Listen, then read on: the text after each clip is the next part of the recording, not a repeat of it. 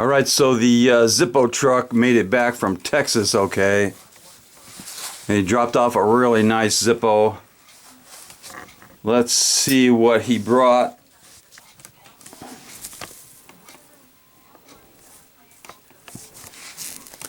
Now this one comes in actually a special box.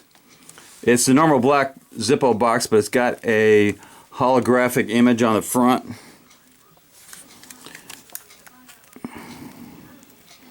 And it is actually the Marine Corps emblem. And the label says Marine Corps. Let's take a look at this one. And it also comes in a collectible box. This Zippo is licensed. It's an officially licensed product of the United States Marine Corps. That's definitely a collectible box. Here's the Zippo.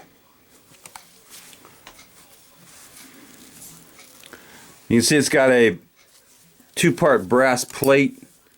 It's almost an 1/8 of an inch thick. I would say it's almost bulletproof. And it says OORAH. Marine Corps symbol on there and first to fight. It's on a black crackle finish. And it is on a brass case that was made in K of 14, which I think is November.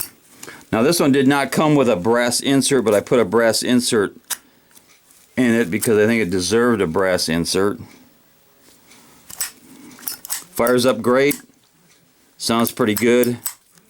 It is a little bit muted because of the brass plaque on there.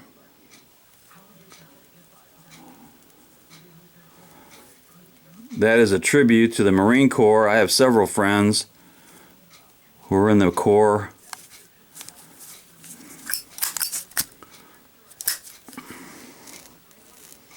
That's the USMC Zippo. Very nice. And I also got from the Zippo truck this copy of Fury with Brad Pitt. I thought I'd watch that. Enjoy the Zippo. And it definitely deserves some cowbell. Knuckle bump.